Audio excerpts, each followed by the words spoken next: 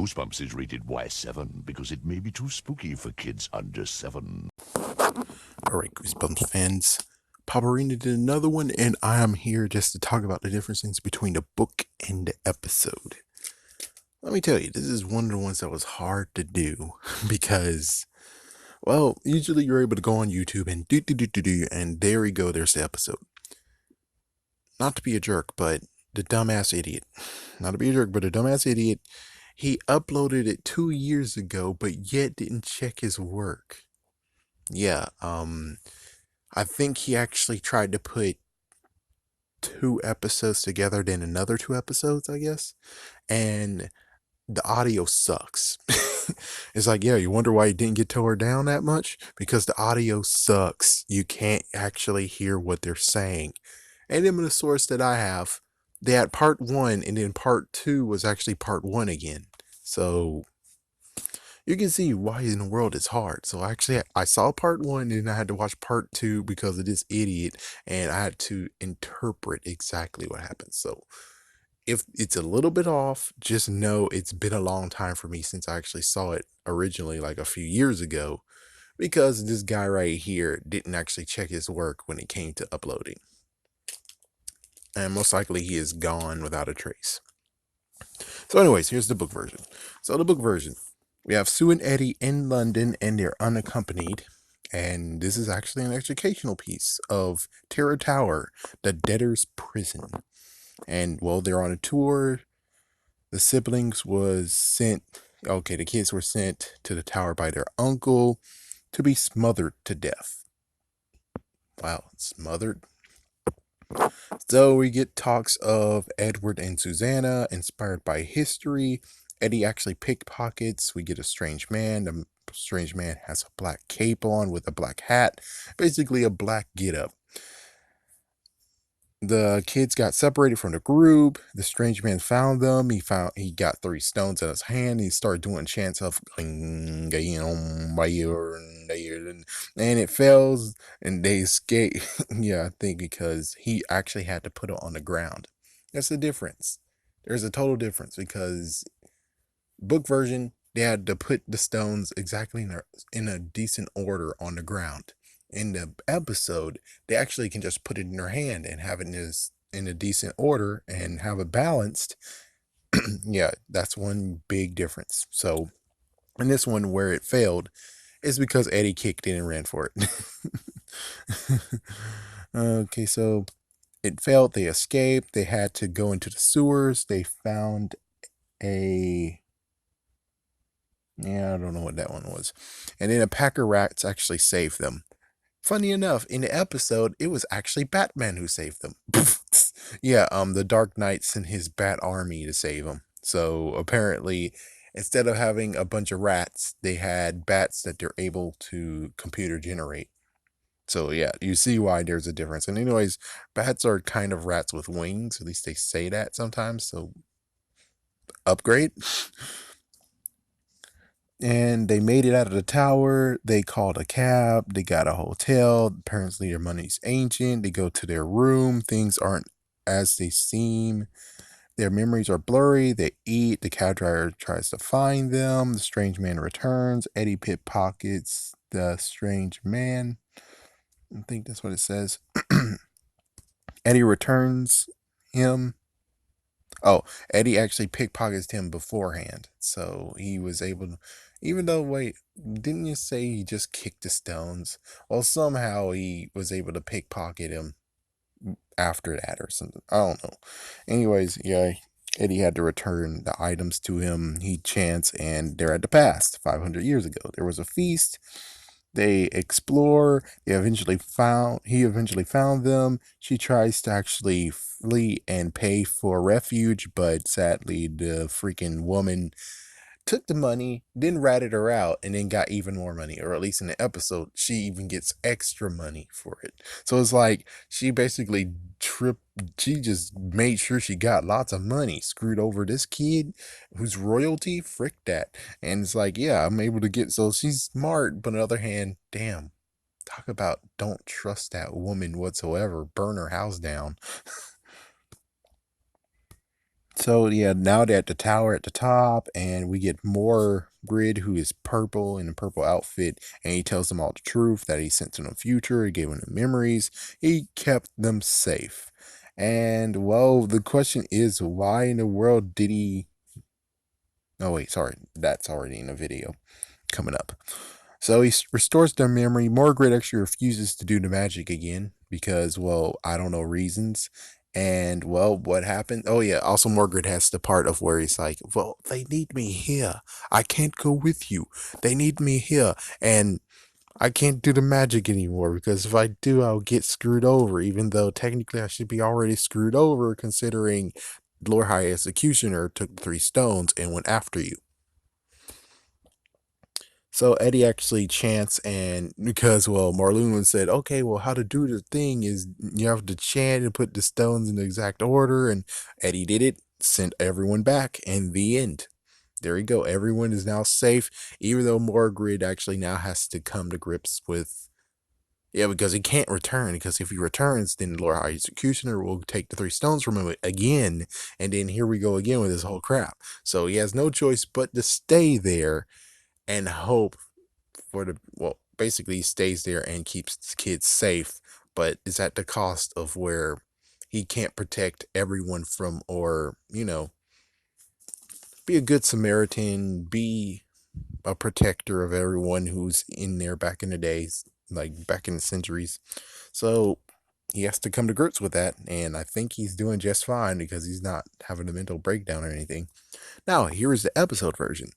The episode version was very coveted, and I think he even got an award somehow. This one is highly noted. I mean, the book highly is noted too, except for the third part. PopArena has a point. So, what did the episode did? They actually perfected what the book failed to do, or the book actually did too much of. So when PopArena was like, "Oh, you guys already talked about Edward and Susanna already. It's easy to figure out that Eddie and Sue is Edward and Susanna." So what did the episode did? They didn't even mention Edward and Susanna at all. Just mentioned that 2 siblings actually were sent to Terror Tower and got killed. That's all they did. That is all they freaking did. It's just that. And they also got rid of Morgrid's idea of, oh, I have to stay in the past because I need to protect everyone and help everyone around because I'm a good Samaritan. And it's like, yeah, they got rid of that crap too. So, anyways, flashback of Terror Tower. Technically, what they were watching was a reenaction on a teleprompter or something that actually just prompts everyone, makes everyone actually tempted to tour Terror Tower, which they did. And beforehand, it looks like they went to lots and lots of museums. So finally, they got to Terror Tower. Eddie actually shows his pickpocketing skills, taking a roll of film from Sue. And well, in this one, Sue actually likes taking photos. Does that actually mean anything?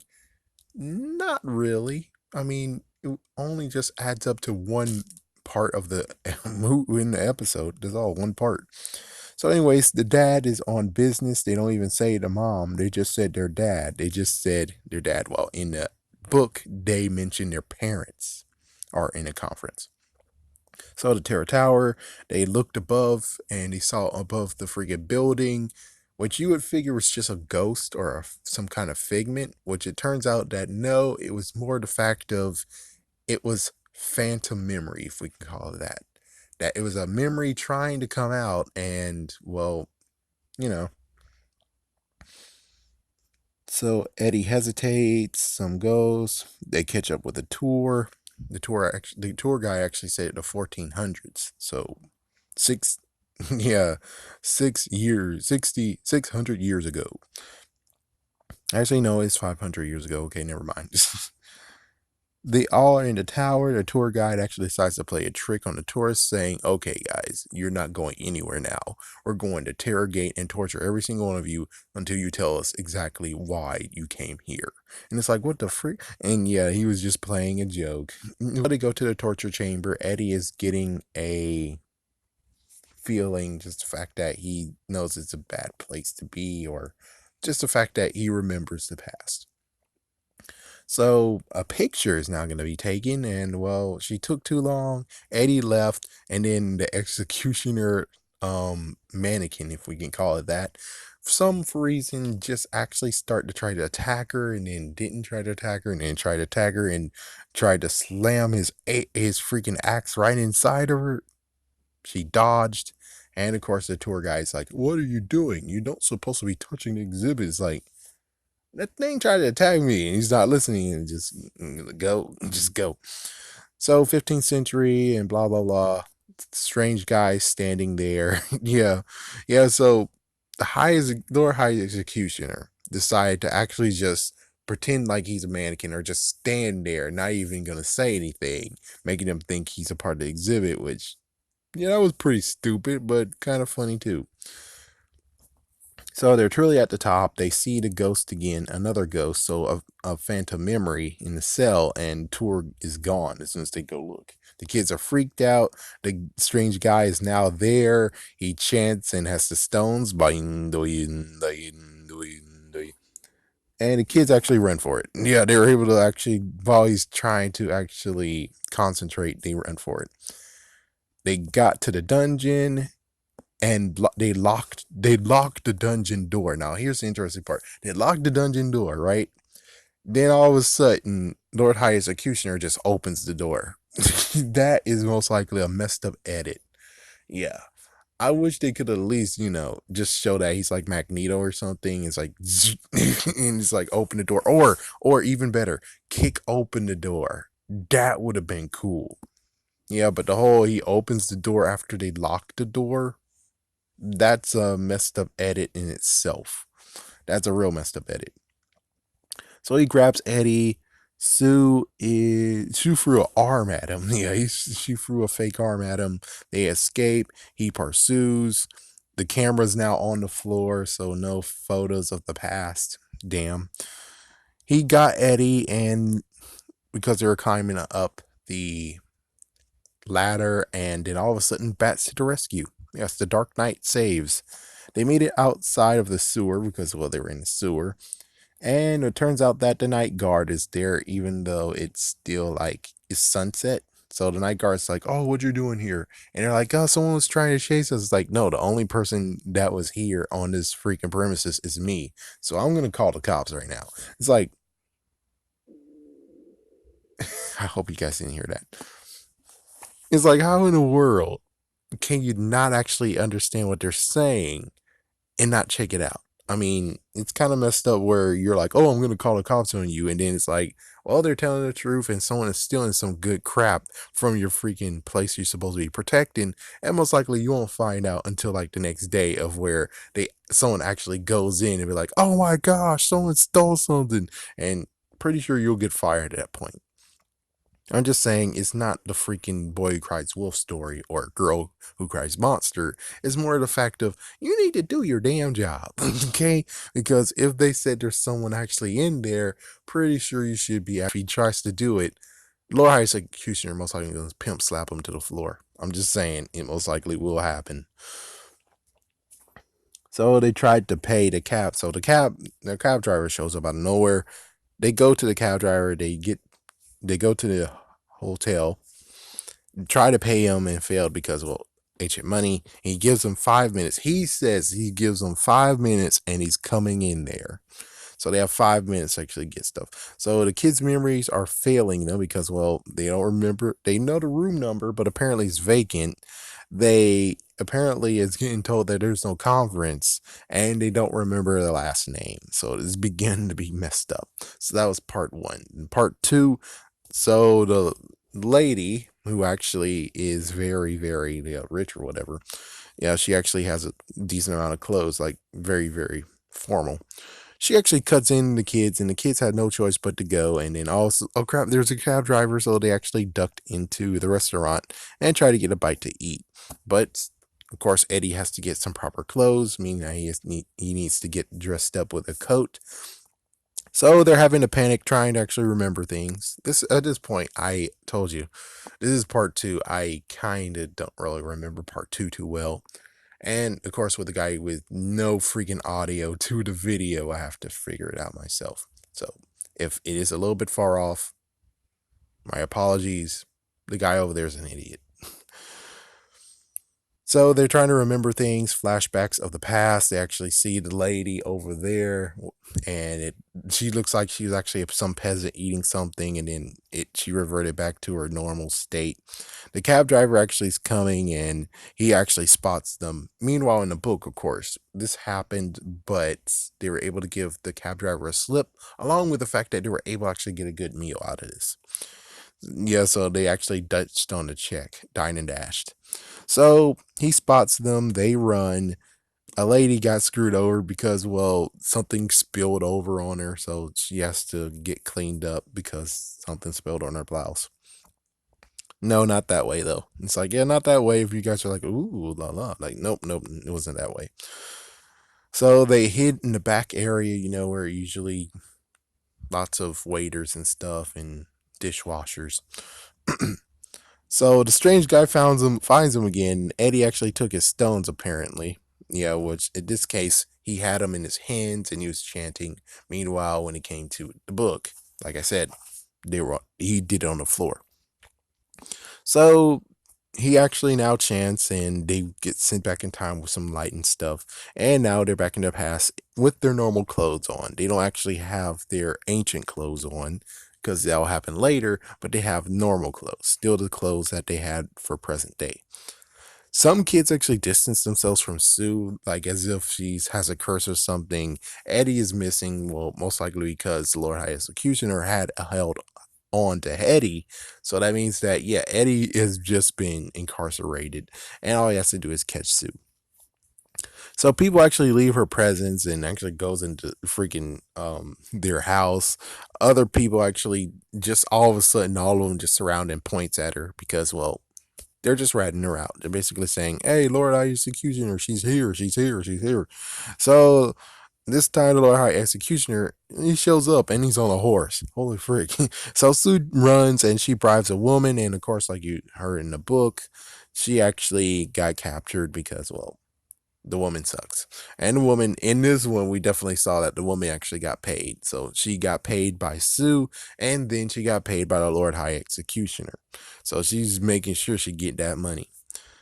So now they're at the prison. Eddie, of course, is there. Then they go to the tower. Morgrid is there and he's in prison. Another note is that Morgrid in the book, he wasn't imprisoned at all. He came to visit. While in this version, he definitely was in the cell. He was in the cell with him. So basically, yes, he got incarcerated, unlike previously, where it's like he did do a crime against the king and he wasn't punished. In this episode version, he did a crime against the king and he got punished, and pretty sure he's just in the freaking jail. He's not actually going to get executed, because if he was, then he would be actually truly there with the kids instead of doing what he was doing.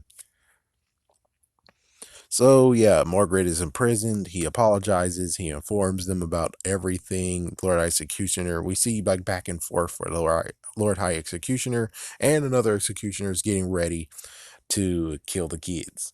And then at this point, they realizes that their true identity, and we get to see them in their original clothes, and their accents actually change too. So they're going to meet their doom. Lord Executioner put his mask on. He readies himself.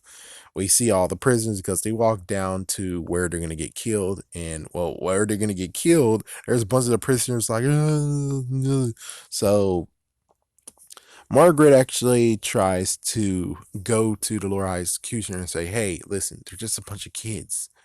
I could just get them out of here and you don't have to kill them. And, well, Lord High Executioner's like, frick you, and shoved them back away from them. Yeah, then we have Eddie, who actually goes to Lord Executioner too and does a little scuffle, which technically all he was doing is just pickpocketing his stones. He tosses the stones to Morgrid. Morgrid says to chant. They're all saved. And of course, there's a flash of light. They're all saved. They're now back into the present. But they decided to do one extra twist that was pretty fun. Where it's like they could actually do a spin off, they could actually do another sequel, which that would have been interesting. So how they did this, how they're gonna do how they actually leave it open ended for a sequel, which of course, as you can figure, the book did not actually incorporate a sequel. It never. Oh, basically all the books never incorporate a sequel. Yeah, none of them never did. So how did they actually set up a sequel? Oh, pretty easy. So Margaret has two of the three stones. We see he has two of the three stones. So they both wake up at where they were last.